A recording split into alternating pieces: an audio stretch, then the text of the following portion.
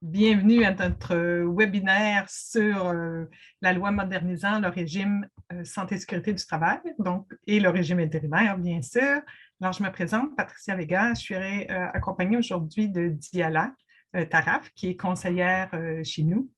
Quelques petites règles avant de commencer.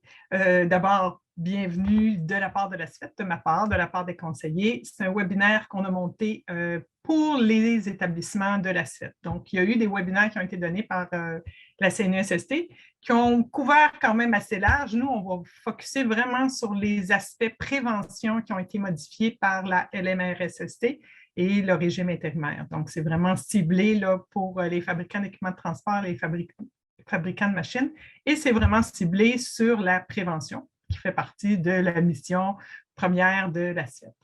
Donc, le déroulement aujourd'hui, brièvement, 1 heure de prévu. Il y aura une période de questions à la fin qui vous permettra de poser toutes les questions que vous voulez. Je vous invite à poser vos questions dans le questions et réponses que vous avez. Vous avez un petit icône Q&A, QR. On n'utilisera pas le chat, on ne regardera pas le chat. C'est vraiment dans ce volet-là que je vous invite à poser des questions. Vous pouvez les écrire tout au long de la formation. On va passer au travers à la fin. Puis celles qu'on n'aura pas le temps de répondre, bien, le webinaire nous permet de garder les questions en mémoire. Donc, on pourra vous revenir par après aussi, il n'y a pas de problème. Aussi, vous allez avoir quelques petites questions quiz là, qui vont popper dans vos écrans. Simplement répondre avec votre clavier souris. À la fin, si jamais la fenêtre, le petit pop-up, ne s'est pas refermé tout seul, juste à cliquer dans le petit coin, là, le petit X, puis ça va disparaître sans problème. C'est dépersonnalisé, donc gênez-vous pas pour être le plus honnête possible. Vous avez entendu aussi au début le petit message d'enregistrement. Donc, les webinaires seront enregistrés. On a un ce matin, on a un cet après-midi. Et on va faire un montage avec tout ça. Ça va être déposé sur notre site web et sur notre chaîne YouTube. Donc, si vous voulez après ça diffuser ça à vos collègues, à vos travailleurs, vous êtes le bienvenu. C'est pour ça que c'est là. Ensuite de ça, ça ressemble à ça. Donc, comme je disais à Patricia Vega, moi, je vais être plus le maître de cérémonie, mais c'est vraiment Diala qui va faire la présentation de l'ensemble du contenu. Il n'y aura pas une copie du PowerPoint qui va vous être remis parce qu'on a des documents de référence là, qui vous expliquent tout ça, là, dont je vais vous parler à la fin. Donc, sans plus tarder, je vais laisser la parole à Diala. Merci beaucoup, Patricia. Donc, bonjour tout le monde. Tout d'abord, je suis contente de vous présenter aujourd'hui ce webinaire-là et j'espère de vous revoir à vos établissements afin de vous aider et de vous supporter dans la nouvelle loi, donc dans la loi modernisant le régime sur la santé et sécurité au travail. Donc, en fait, l'objectif aujourd'hui, avant de l'avoir l'objectif, le contenu de ce webinaire, donc on va vous présenter cette loi, donc on l'appelle la LMRSST. Donc, c'est la loi modernisant le régime sur la santé et sécurité au travail. On va voir aussi c'est quoi les modifications qui ont été apportées à la loi santé et sécurité au travail, donc la LSST, et quels sont les différents types de mécanismes de prévention et de participation. Donc, on a 2 types de mécanismes de prévention et les mécanismes de participation. Vous allez avoir plus ça en détail durant le webinaire. Donc, l'objectif aujourd'hui de ce webinaire-là, c'est de vous informer, OK, toutes les entreprises qui ont moins que 20 travailleurs et les entreprises qui ont 20 travailleurs et plus, sur les changements qui ont été apportés par la LMRSST, donc par la loi modifiant le régime de santé et sécurité, surtout pour nos établissements de notre secteur. Mais comme elle a dit Patricia, c'est vraiment ce webinaire-là, il représente seulement le volet prévention. Voici les principaux changements qui étaient faits au niveau de la loi la LMRSST. Donc, si vous voyez ici, on a une ligne avec 3 abréviations.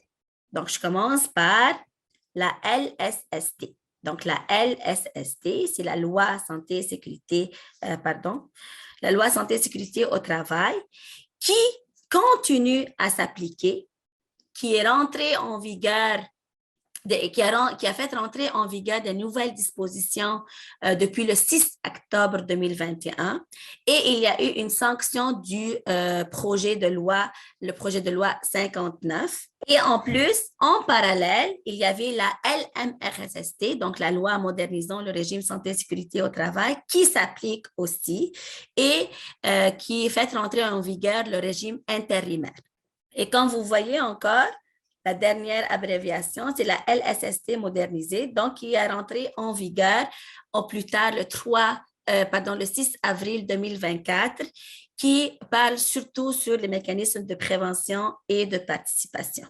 Donc, on va voir maintenant les nouvelles dispositions au niveau de la LMRSST.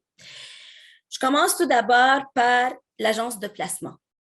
Donc, avec l'ancienne disposition, on n'avait aucun article spécifique concernant les agences de placement qui n'apparaissaient dans la loi santé et sécurité au travail. Là, c'est ce qu'on disait avec la nouvelle disposition. Chaque agent de placement, donc exemple, je vous donne des exemples comme Randstad, Adecco, etc. Donc ça, c'est vraiment les deux entreprises, les deux agences qui sont les plus connues.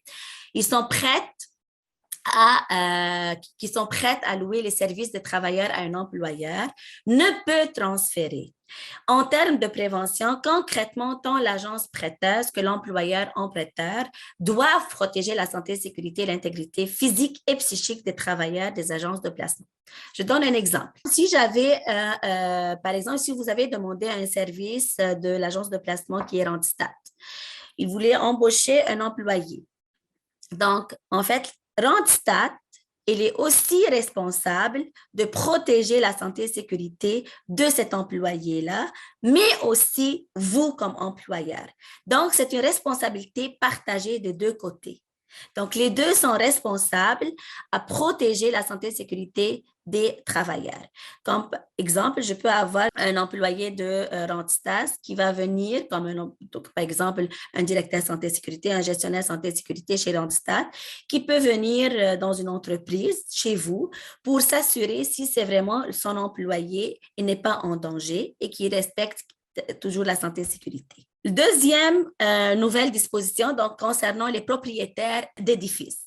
Donc, au niveau de propriétaires d'édifices, là, c'est ce qu'on parle surtout, c'est que la même chose, le propriétaire et le locataire sont aussi responsables de prendre toutes les mesures nécessaires pour s'assurer la santé et sécurité des travailleurs dans tous les lieux qui ne sont sous l'autorité d'aucun des employeurs locataires. Si, par exemple, vous louez dans un édifice, donc, le propriétaire, il est responsable, si par exemple vous êtes au deuxième étage, le propriétaire, il est responsable de s'assurer que le rez-de-chaussée, le premier étage sont vraiment propres, il y a une bonne tenue de lieu, il n'y a pas de risque de glisser, il n'y a pas d'eau. Donc, c'est à lui de s'assurer la santé et sécurité des employés qui rentrent dans cet édifice-là. OK? Et vous serez responsable de votre étage, donc de votre vraiment comme location. Troisième nouvelle disposition concernant la protection du stagiaire.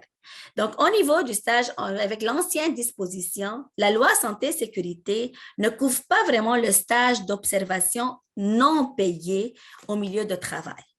Maintenant, c'est ce qu'elle dit avec la nouvelle disposition. Le stagiaire qui effectue sous la responsabilité d'un établissement d'enseignement un stage d'observation ou de travail, même non rémunéré, donc non payé, il est considéré comme un travailleur ayant comme employeur son établissement d'enseignement. Exemple. Donc, ça va être aussi un peu pareil. Si on avait un stagiaire qui est non rémunéré, qui travaille chez nous dans une entreprise. Donc, cet établissement d'enseignement, donc, exemple, la commission scolaire, elle est responsable de venir pour s'assurer aussi la santé et sécurité de ce stagiaire-là et il sera sous la responsabilité d'un établissement d'enseignement. La quatrième nouvelle disposition concernant le télétravail. Donc, le télétravail est venu, on entend de plus en plus le télétravail suite COVID. Donc, avec la loi santé et sécurité, donc on n'avait aucune mention qui parlait sur le télétravail, donc c'est nouveau pour nous. Et là, c'est ce qu'on dit au niveau du télétravail. Le lieu où s'effectue le télétravail, il est considéré comme un lieu de travail. Donc, même titre qu'une usine, même titre qu'un entrepôt, OK, en tenant compte des adaptations nécessaires. Et en plus de ça, une politique de télétravail doit être claire et devrait être élaborée et mise en place par l'employeur. Par exemple, si nous, à l'association, OK, on fait parfois du télétravail. Donc, si je fais du télétravail, et je vois que, par exemple, mon poste, il n'est pas vraiment très adapté, il n'est pas très ergonomique. Donc, je vais parler avec l'association, avec Patricia, notre gestionnaire, par exemple, de dire, Patricia, je vais prendre des photos sur mon poste ergonomique et j'aimerais bien que fasse une analyse de risque, une petite évaluation de notre poste, de mon poste de travail. Donc, c'est vraiment en tenant compte des adaptations nécessaires. Donc, on va essayer, moi et elle, de trouver des solutions pour adapter mon poste de travail et le rendre plus ergonomique. Par contre, ce n'est pas suffisant, il faut aussi avoir une politique claire. Donc, vous devriez vraiment élaborer, écrire une politique claire et vous devriez former ces employés-là sur cette politique. La violence. Avant, la loi santé et sécurité au travail précise que l'employeur doit prendre et protéger la santé et sécurité des employés. OK? Mais toutefois, il n'y a eu aucune mention spécifique concernant la violence. Donc là, si vous voyez avec la nouvelle disposition, l'employeur, oui, OK, il doit prendre, ça reste la même chose, il doit prendre toutes les mesures nécessaires pour protéger la santé et sécurité des travailleurs qui sont exposés sur le lieu de travail dans le cas de violence conjugale. Donc, vous voyez, on voit le mot violence, violence conjugale, violence familiale ou à caractère sexuel. Pareil, la même chose comme le télétravail. Donc, vous devriez, comme employeur, élaborer une politique aussi claire et vous devriez former vos employés sur cette politique. OK? Donc, j'explique, par exemple, un peu si j'ai des problèmes avec mon ex-conjoint, disons. OK? Donc, l'employeur et c'est mon ex-conjoint, il vient toujours dans mon stationnement, il m'harcèle toujours, il y a toujours des gestes inappropriés de sa part. Donc, le stationnement, c'est quand même considéré un lieu de travail. Il s'agit d'un stationnement de l'employeur. OK? Et ça fait partie de votre édifice. Donc, dans ce cas-là, vous devriez protéger votre travailleuse et prendre toutes les mesures nécessaires en cas de cette violence conjugale. Donc, les risques psychiques et comme par exemple tout ce qui est les risques psychiques, comme par exemple, on va dire les surcharges de travail, donc tout ce qui est dépression. Donc, l'employeur, il doit aussi assurer la santé et sécurité, l'intégrité physique et psychique de ces travailleurs-là. Et normalement, c'est ce que vous devriez faire, c'est que toutes les entreprises qui ont moins que 20 travailleurs, vous devriez identifier tous les risques psychiques dans votre plan d'action. Donc, on va voir tantôt, OK, un peu plus tard, c'est quoi la définition d'un plan d'action. Et aussi, toutes les entreprises qui ont plus que 20 travailleurs, donc 20 travailleurs et plus, aussi, ils devraient identifier les risques, mais aussi analyser les risques sur leur programme de prévention. Donc, vous voyez, il y a une différence. Donc, on a le plan d'action pour les moins que 20 travailleurs et le programme de prévention pour les 20 travailleurs et plus. C'est quoi la différence entre risques psychiques et risques psychosociaux? En fait, il n'y a pas beaucoup de différence. C'est un peu pareil, le même synonyme. Les risques psychosociaux, c'est pareil, ils doivent être inclus dans le plan d'action et le programme de prévention. Donc, les risques psychiques et psychosociaux devraient être inclus dans le plan d'action pour les entreprises qui ont moins que 20 travailleurs et aussi pour les entreprises qui ont 20 travailleurs et plus dans le programme de prévention. Exemple, On va parler, exemple, comme risques psychosociaux, psychiques, la charge de travail, l'autonomie décisionnelle, la reconnaissance. Je travaille très, très fort, mais j'ai aucune reconnaissance de mon employeur. Le soutien social concernant les pairs et les supérieurs, l'harcèlement psychologique. Je manque de communication. C'est très difficile de se communiquer avec mon gestionnaire.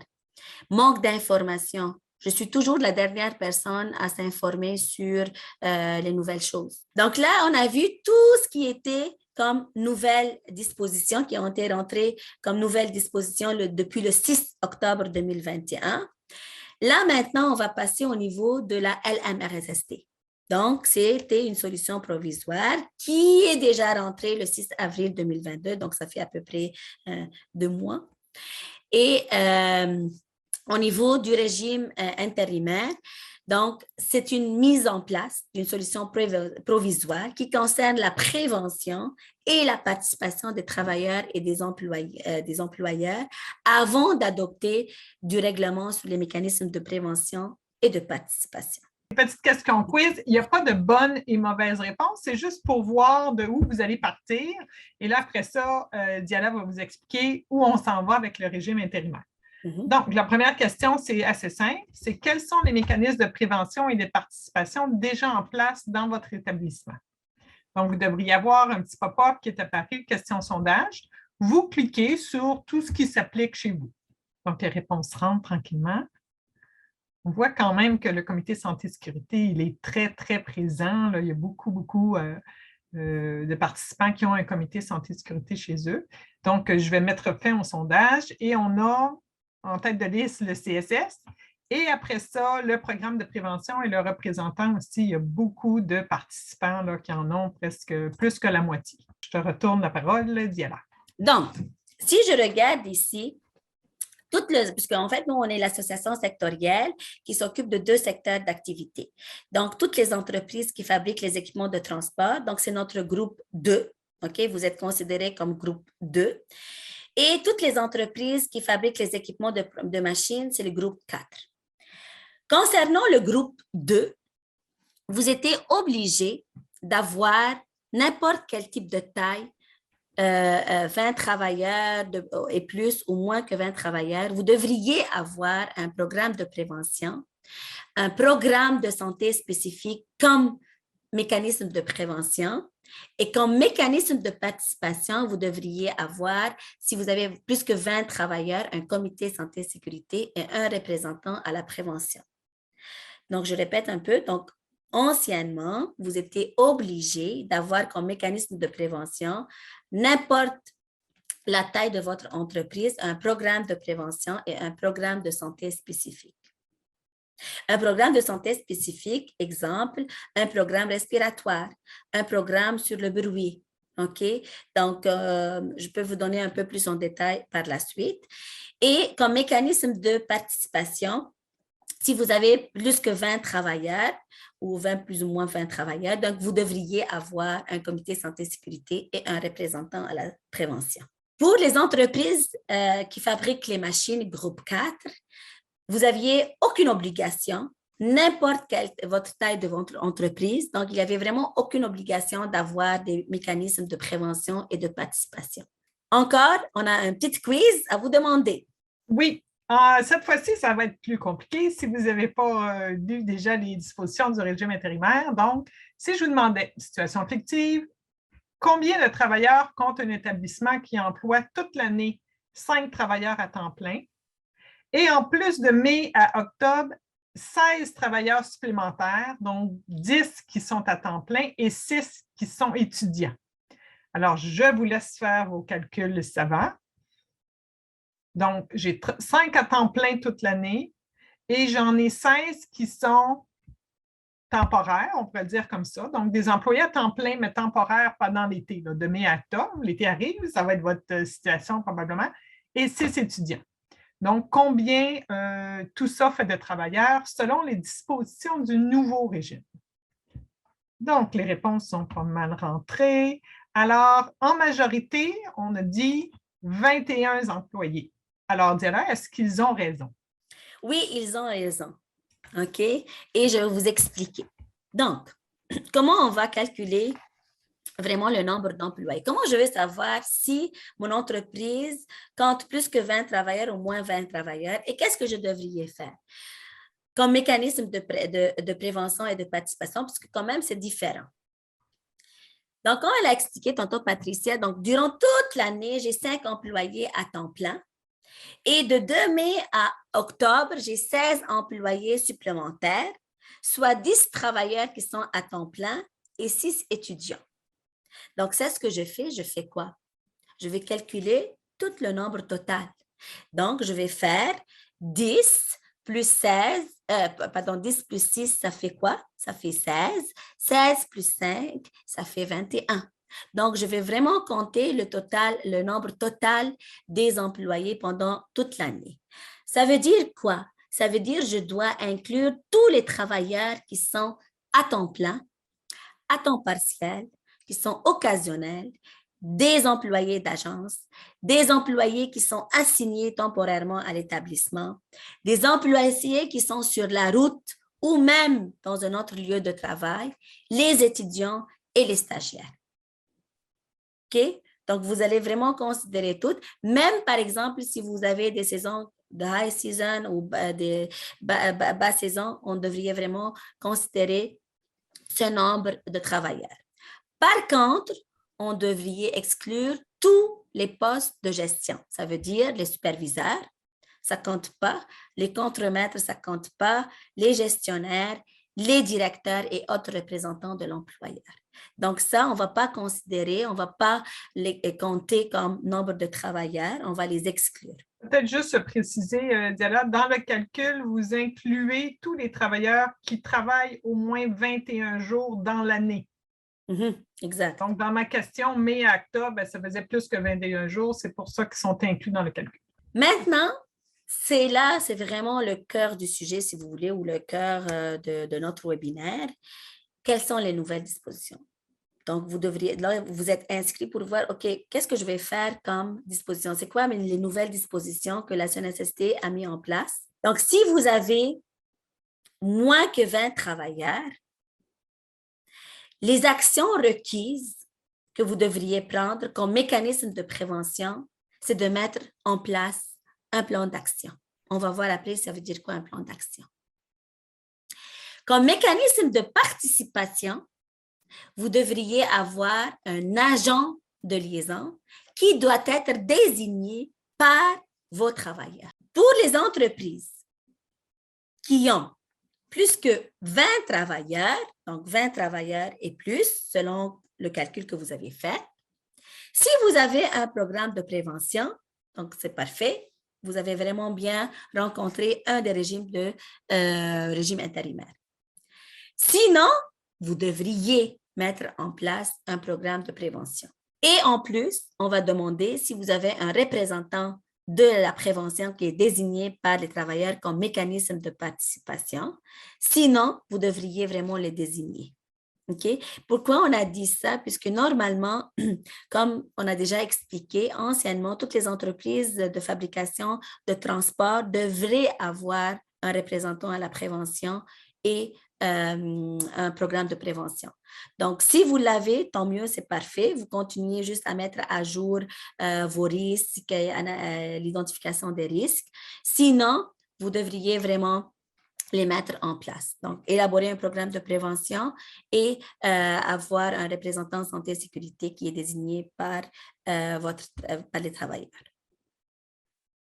Encore, un comité santé et sécurité. Donc, comme mécanisme de participation, pour les entreprises qui ont plus que 20 travailleurs et plus, vous devriez avoir un comité paritaire, un comité santé et sécuritaire paritaire qui doit être mis sur pied.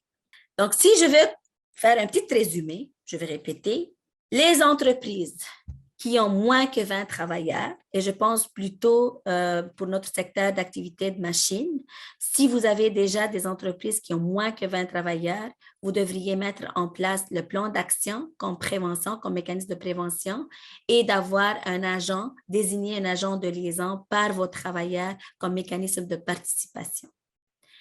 Pour les entreprises qui ont plus que 20 travailleurs, donc vous devriez avoir un programme de prévention comme mécanisme de prévention et vous devriez avoir un comité santé-sécurité et un représentant santé-sécurité comme mécanisme de participation. Je ne sais pas si vous avez remarqué, le mot comme représentant a un peu changé. Donc, anciennement, donc dans l'ancienne disposition, on disait représentant à la prévention. Maintenant, ils l'ont remplacé par représentant santé-sécurité au travail. Donc là, on va plus rentrer en détail pour surtout les entreprises qui ont moins que 20 travailleurs. C'est quoi un plan d'action? Donc là, j'ai parlé tantôt un plan d'action. Mais c'est quoi un plan d'action? Un plan d'action, c'est un document que vous devez l'écrire, donc c'est vraiment par écrit, doit être formel et qui va identifier tous les risques que je peux avoir dans l'usine. OK? Donc, exemple, comme risque, je vais énumérer tous les risques que j'ai. Exemple, j'ai un risque de chute, j'ai un risque de bruit, j'ai un risque de produits chimiques, j'ai un risque ergonomique, des maux de dos. OK? Donc, ça, je l'ai déjà identifié comme risque. Première colonne. Ma deuxième colonne, c'est quoi comme action corrective? Qu'est-ce que je dois faire comme action corrective? Comment je peux corriger ces risques-là?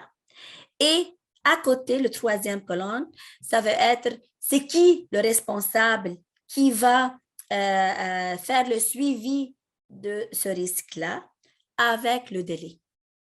Donc, très simple. Je ne sais pas si vous avez déjà vu, par exemple, des plans d'action. Donc, c'est vraiment comme un tableau. Vous identifiez tous vos risques dans votre usine. À côté, vous devriez mettre les mesures correctives à prendre pour corriger ces risques-là. Le responsable désigné pour corriger le risque et la date, le délai pour faire un suivi vraiment. Et pour qu'on ait un bon plan d'action, ce n'est pas juste qu'on dresse un plan d'action, mais par la suite, on n'a aucun suivi. Donc, il doit inclure, juste pour faire selon la loi, qu'est-ce qu'on met? Donc, l'identification, élimination de risques, les mesures et les priorités d'action, mes mesures de surveillance, quels sont, par exemple, les équipements de protection individuelle. Exemple, si j'ai un bruit, donc on a déjà dit, j'ai un problème de bruit, il y a un risque de bruit. Comme moyen, comme action corrective, je vais installer probablement dans ce département les bouchons d'oreilles qui seront obligatoires pour les employés qui travaillent sur cette machine. Exemple. OK? Ou sinon aussi, je peux former mes employés sur le bruit. OK? Donc, je dresse un plan de formation pour cette année-là avec tous les besoins de formation que vous avez besoin. L'agent de liaison, comme on a déjà dit, il doit être désigné par les travailleurs. OK? Par les travailleurs qui ne sont pas représentés de l'établissement ou sinon par les associations accréditées. Par contre, cet agent de liaison doivent avoir une formation obligatoire sur, par exemple, la loi santé-sécurité au travail.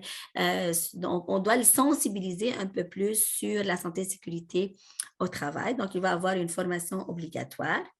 Et ses fonctions, son rôle, c'est de faciliter la communication en santé-sécurité entre l'employeur et les travailleurs. Mais aussi, il doit faire des recommandations écrites à l'employeur pour identifier les risques.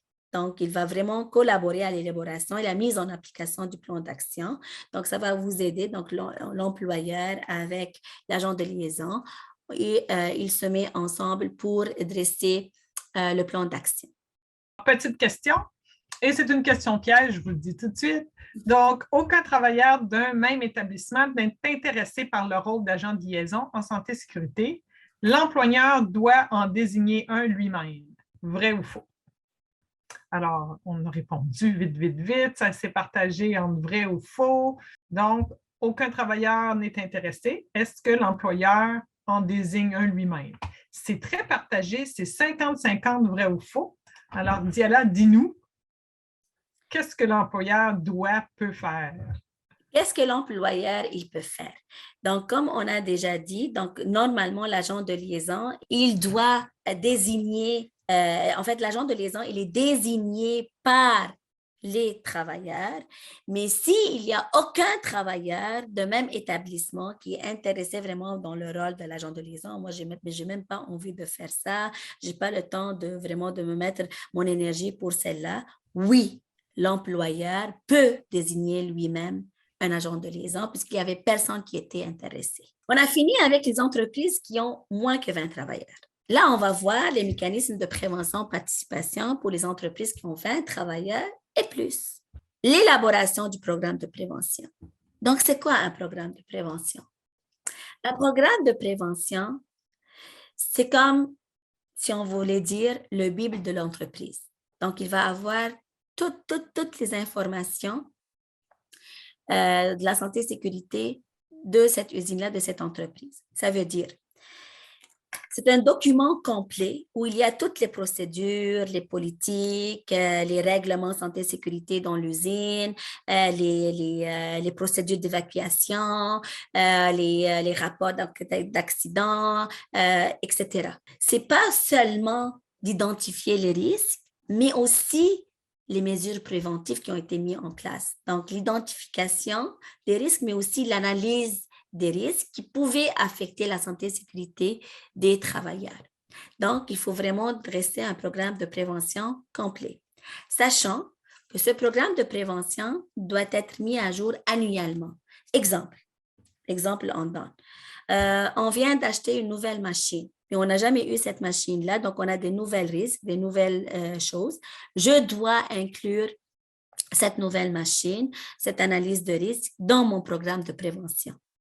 Okay. Un autre exemple, très facile. Puisque le programme de prévention, il doit être signé par le président ou le vice-président, surtout la politique santé-sécurité, donc par vraiment le directeur de l'usine ou le vice-président ou le président de l'usine. Donc, disons que le vice-président ou le directeur de l'usine n'existe plus, mais il a déjà signé la politique. Donc, il a été remplacé par un autre directeur d'usine.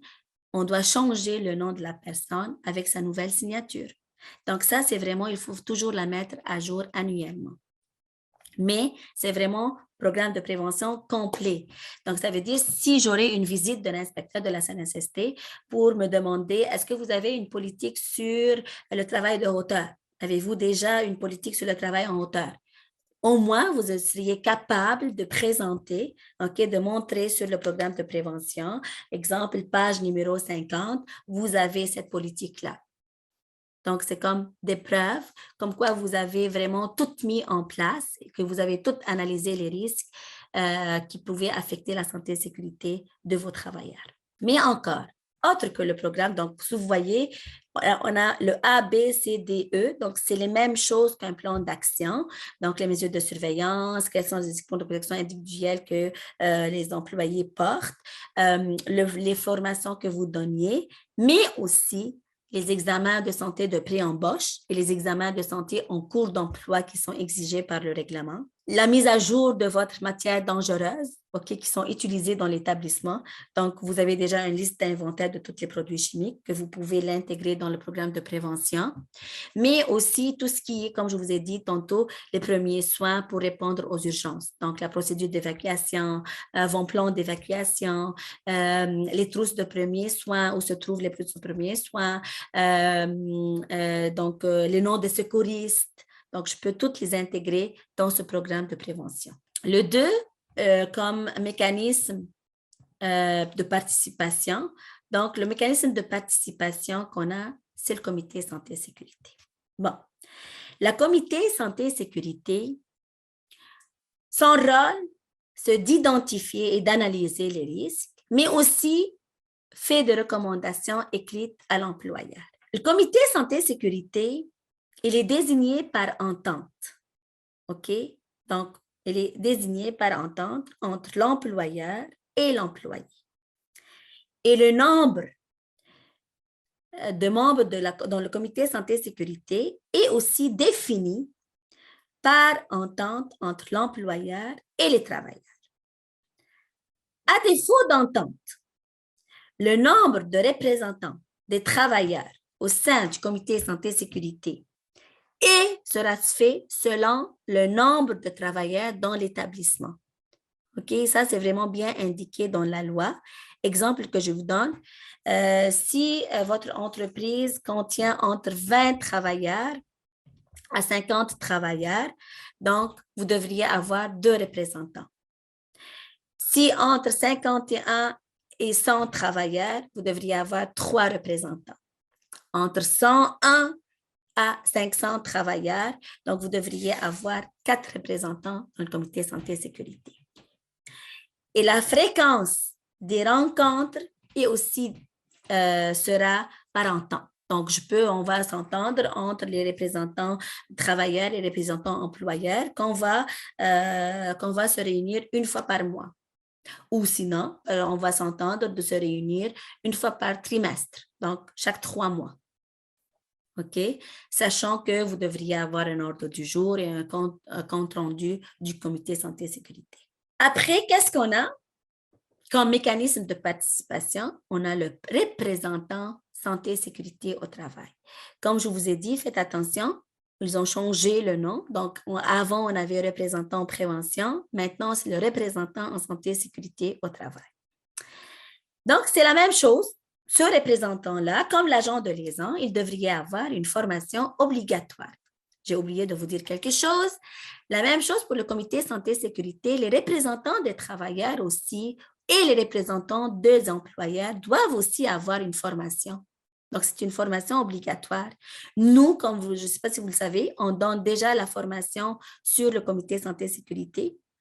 Donc, vous pouvez, on peut vous le donner. Donc, pour savoir le rôle de chacun, on a des exercices là-dessus. Donc, c'est aussi une formation très intéressante. Le représentant en santé et sécurité, pareil, il est désigné par les travailleurs et leurs associations. Ses fonctions, c'est quoi? C'est quoi le rôle d'un représentant en santé et sécurité? Lui aussi, il participe à identifier, mais aussi à analyser les risques. Il fait les inspections des lieux de travail. Donc, il peut faire une tournée de l'usine comme inspection. Et comme ça, il va relever les non-conformités qu'il voit durant cette inspection-là. Il fait des recommandations écrites au comité santé et sécurité au travail. Donc, il va faire vraiment des recommandations écrites. Et parfois, si nécessaire, il peut porter plainte à la CNSST. Faites très attention encore. Le nombre de représentants en santé et sécurité, il est déterminé aussi par entente entre l'employeur et les travailleurs. Et aussi, les heures de libération sont aussi déterminées par entente entre l'employeur et le travailleur, mais aussi pour le comité santé et sécurité. Donc, même pour le comité de santé et sécurité, le nombre de libérations sont déterminés par entente entre les membres du comité santé et sécurité. On a parlé sur la comité santé et sécurité, le représentant, mais on va parler plutôt maintenant sur l'approche multi-établissement. C'est quoi l'approche multi-établissement? Donc, la loi modernisant le régime santé et sécurité au travail introduit des nouveaux mécanismes pour la prise en charge de la prévention dans tous les établissements du Québec. Pour certains employeurs, la mise en place de ces mécanismes peut se réaliser par l'approche multi-établissement. Donc là, vous allez me dire, OK, qu'est-ce qu'on entend, par exemple? Oui, l'approche multi-établissement, il est soumis au régime intérimaire, OK? Pour les entreprises qui ont 20 travailleurs et plus par établissement. Donc, si, par exemple, moi, j'ai 4 établissements. Donc, chaque établissement doit contenir 20 travailleurs et plus par établissement. Mais par contre, ils doivent avoir des activités de même nature. Là, vous allez me dire, OK, qu'est-ce qu'on entend activités de même nature? Ça veut dire des activités similaires ou apparentes. Donc, c'est vraiment la même activité. Si par exemple, je fabrique des voitures, exemple, dans une usine, donc je fais la même chose dans la deuxième usine, je fabrique une autre, des voitures. Donc, ça peut être à Laval, comme ça peut être à Longueuil, comme ça peut être à Chicoutimi. OK? Donc, vous faites vraiment le même travail, même nature d'activité. Les éléments de prévention, donc, c'est comme et de participation. peuvent être regroupés par une approche multi-établissement. Ça veut dire, je peux identifier et analyser les risques pour l'ensemble des activités, comme je peux avoir un seul comité santé-sécurité pour ces 4 établissements, OK, et un seul représentant en santé-sécurité pour l'ensemble des établissements. Par contre, la CNSST a le pouvoir d'exiger un programme de prévention propre à chaque établissement, même si vous faites la même nature d'activité, mais elle peut vous l'exiger. Si les activités sont de différentes natures, donc comme je vous ai dit, donc ça va être vraiment un programme spécifique à chaque établissement. Donc, oui, vous pouvez faire un seul programme de prévention, OK, pour les 4 établissements et d'avoir un seul représentant pour les 4 établissements. Mais faites attention, le représentant santé-sécurité, oui, il peut se déplacer dans les usines, mais si les usines sont proches, donc si je parle Laval, Montréal, Boisbriand, peut-être un peu des entreprises qui sont un peu loin, mais je ne peux pas avoir un représentant santé-sécurité le même à Chicoutimi ou en Abitibi ou en Gaspésie. OK? Donc là, je dois désigner un autre représentant en santé-sécurité pour Chicoutimi, pour l'Abitibi. OK? Ils ne peuvent pas vraiment se déplacer partout, mais ils peuvent se déplacer pendant, si les distances sont courtes entre les établissements. Comme je vous ai dit encore, je répète, la CNSST a le pouvoir d'exiger un programme de prévention propre à chaque établissement, même si vous faites la même nature d'activité. OK? Mais si, par exemple, vous avez des activités différentes, ce n'est pas la même activité. Dans cette usine, je fabrique des voitures, mais dans l'autre, je fabrique des fenêtres. Je dis n'importe quoi, mais c'est bon. Donc, ça, c'est vraiment 2 natures différentes. Donc, je ne peux pas avoir le même programme de prévention puisque ce n'est pas les mêmes risques. Après tout ce que je viens vous dire, là, vous allez me dire, bon, c'est quoi les conditions gagnantes avec ces mécanismes de prévention et de participation? Oui, si je mets un plan d'action, si je désigne un agent de liaison, si je désigne un représentant à la prévention et je mets un comité santé-sécurité efficace, elle se repose sur 5 conditions. Je vais avoir un soutien, un bon engagement de la haute direction, une bonne participation des travailleurs, une responsabilité partagée des travailleurs et des employeurs. On va avoir au moins un suivi, un bon suivi, okay, un bon bilan de notre performance. Et on ne sait jamais, peut-être que vous pouvez gagner le Grand Prix de la CNSST, on ne sait pas. Et qu'on a une bonne organisation au niveau de la prévention et l'élaboration d'un programme de prévention et d'un plan d'action. On va passer aux périodes de questions, Patricia. Oui, bien sûr. Alors, je vous invite à écrire vos questions dans le questions-réponses que vous avez sur votre écran. Je vais déjà commencer avec quelques questions là, qui ont été écrites au fil de la présentation. Oui. Première question, si je comprends bien, la loi sur la santé et sécurité a été remplacée par le régime intérimaire. A été remplacée par le régime intérimaire. Elle n'était pas vraiment remplacée par le régime intérimaire, comme j'ai expliqué dès le début. En fait, la loi santé et sécurité au travail, elle continue à s'appliquer. OK?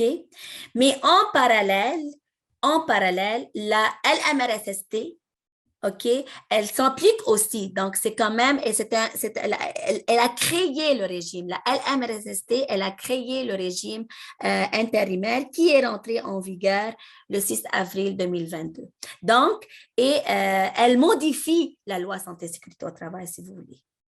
Donc, les deux s'appliquent en parallèle. Exact. Pour un bout de temps. Autre question, plus concrète. Dans une usine où je travaille, nous sommes une quarantaine d'employés de mars à septembre et environ 15 le reste de l'année. Doit-on mettre en place un programme de prévention ou un plan d'action? C'est un programme de prévention. Pourquoi? Parce que j'ai 40 employés dans l'année, right? Donc, 40 plus combien, Patricia, les autres? J'ai 40 employés de mars à septembre, puis j'en ai 15 le restant de l'année.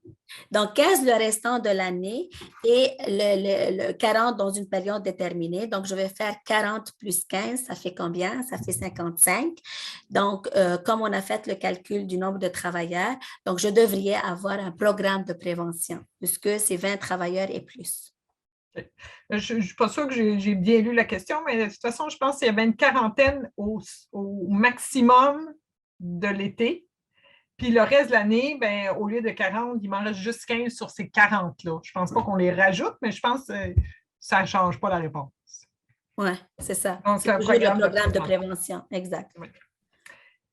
Autre question. L'employeur et le CSS de l'endroit où je travaille n'arrivent pas à s'entendre sur la fréquence des rencontres du comité santé-sécurité. Que suggérez-vous? Il n'arrive pas à s'entendre pour... Sur la fréquence des rencontres. OK. Le comité santé-sécurité. C'est ça? Okay. Donc, sur la fréquence, mais par contre, on a, selon la loi santé-sécurité, donc, il y a, on parlait sur... il y a le nombre de travailleurs qui vont être désignés comme représentants selon le nombre de travailleurs des entreprises. Mais aussi, j'imagine, dans la loi santé et sécurité, on a quelque chose, Patricia, tu me corrigeras si on a le nombre de fréquences, right? Oui, le nombre est déterminé dans la loi, mais ce qu'il faut comprendre, c'est que dans le régime intérimaire, ce qu'on vise, c'est la bonne entente. Oui, donc, vous avez déjà un CSS qui existe par convention, un CSS qui existe selon la loi sur la santé et sécurité. On continue avec ces ententes-là, c'est ça qu'on cherche. Donc, oui, il y a des minimums définis dans la loi, mais idéalement, vous vous entendez entre vous. Sinon, ben, il faut référer à la loi pour le minimum. Toujours, c'est ça. Toujours. Oui. Autre petite question. Nous sommes un fabricant d'équipements de transport et avons déjà en place un programme de prévention. L'approche multi-établissement nous intéresse puisque nous avons 3 usines différentes et que nous semblons rencontrer les conditions nécessaires. Quelles sont les premières étapes à suivre? Les étapes à suivre, c'est que de mettre à jour vos programmes de prévention. Donc, tant mieux si vous avez déjà un programme de prévention. C'est juste de les mettre vraiment à jour selon votre nouvel risque, comme je vous ai expliqué tantôt. Et l'approche multi-établissement, donc les 3 établissements, ça dépend. Ils se trouvent où ces 3 établissements? Est-ce qu'ils sont de même nature, même activité? Oui, je vais te répéter le début de la question. Nous sommes un fabricant d'équipements de transport. Donc, c'est un groupe 2. Oui. Qui sont déjà soumis à l'obligation d'avoir un CSS et d'un programme de prévention et un représentant. Okay. Donc, ils ne sont pas éligibles, en fait, au multi-établissement parce qu'ils ne sont pas soumis au régime intérimaire. C'est une particularité du régime intérimaire, c'est on veut doter les établissements qui n'avaient pas de CSS, qui n'avaient pas de mécanisme de participation ou de prévention, on veut les amener à ces mécanismes-là. Mais ceux qui en ont déjà, on continue avec la loi sur la santé et la sécurité. Donc, ce n'est pas le régime intérimaire qui s'appliquerait à ce moment-là. Oui, exactement. Donc, petite question, toujours. Vous avez mentionné qu'on peut désigner un représentant de santé et sécurité si on n'a aucun volontaire. Comme directeur d'usine, est-ce que je pourrais désigner mon superviseur comme représentant? Oui, puisque s'il n'y a aucun travailleur qui voulait vraiment participer, qui voulait vraiment être désigné comme représentant santé et sécurité, en ce moment-là, comme on a déjà dit, l'employeur ou des associations accréditées peuvent aider à désigner une personne. Oui, mais comme tu le mentionnais, effectivement, ça serait l'association accréditée. Donc, si mon superviseur, en fait, c'est un chef d'équipe qui est travailleur, je pourrais le désigner. Si les superviseurs, c'est toujours embêtant où ils tombent, mais s'il tombe dans la gang gestionnaire, à ce moment-là, je ne pourrais pas le désigner lui. Il faudrait vraiment que ce soit un travailleur que je désigne. Notre comité fait ensemble une tournée d'usines mensuelle. Plusieurs du comité font des recommandations écrites. Donc, c'est un comité très actif là, de ce qu'on comprend. Est-ce que c'est nécessaire d'avoir un représentant spécifique? D'avoir en plus de ces membres du comité-là, d'avoir quelqu'un qui est vraiment désigné représentant santé et sécurité. Oui, c'est ça ce qu'on disait, qu'on devrait, si par exemple, ils sont composés de 20 travailleurs et plus, Donc, on a besoin comme mécanisme de participation le comité santé-sécurité, mais aussi un représentant santé-sécurité. Donc, oui. Question un petit peu particulière, là, on ne l'a pas beaucoup effleuré, mais je ne suis pas sûre de comprendre ce qu'il advient du programme de santé spécifique à l'établissement avec l'arrivée des nouveaux mécanismes de prévention. Pouvez-vous m'éclairer? OK. Donc là, plutôt le plan de santé spécifique. Le plan de santé spécifique, on l'a vu qu'il devrait être dans le programme de prévention. Donc, comme exemple, je ne sais pas si vous avez déjà entendu, on a un changement de la loi au niveau du bruit, d'études sur le bruit. Donc là, au lieu d'avoir 90 décibels, maintenant, on va les rendre à 85 décibels. Donc, il y a une diminution, la CNSST a mis une diminution de 5 décibels au niveau du bruit. Donc là, qu'est-ce qu'on va faire pour arriver à 85 décibels? On va dresser un plan de santé, un programme de santé du bruit. Exemple, la CLSSC qui vont venir pour mesurer, prendre des mesures pour lui et de faire des formations, d'essayer de mettre en place, par exemple, des équipements de protection individuelle auditifs ou des isolations, etc. Donc, ça, c'est vraiment des moyens de correction qu'on devrait faire. Et tout ça, ça va être inscrit dans le programme de santé spécifique. Comme par exemple, je peux donner un autre exemple, le programme respiratoire. Donc là, ici, on parle des différents types de masques qu'on peut porter, quels sont vraiment les risques d'intoxication, les risques de tous les produits qu'on a sur place, notre liste d'inventaire des produits chimiques, comment dirais, les fit tests. OK, les registres de fit test. Donc, tout ce que je viens de dire, ça va être documenté dans un programme respiratoire. Donc, qui rentre dans le programme de santé spécifique.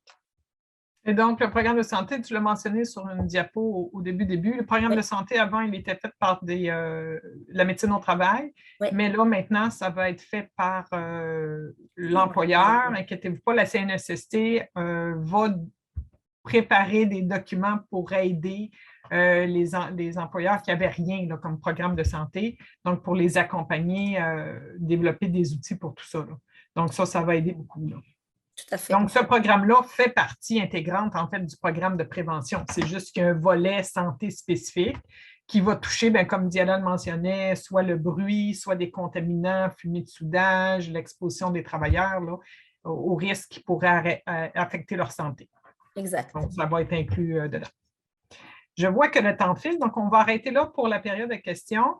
Inquiétez-vous pas, comme je disais au début, toutes les questions qui sont dans les questions-réponses, nous, on a accès, donc on va pouvoir vous répondre donc, dans le particulier, par courriel, si ça vous intéresse. Donc, j'aurais quand même une dernière petite question quiz pour vous, qui est très facile pour vous. En fait, c'est on peut vous accompagner. Diana l'a mentionné, on donne toutes sortes de services à l'association. Vous avez des conseillers qui vont en établissement faire de la formation, de l'assistance technique, du conseil.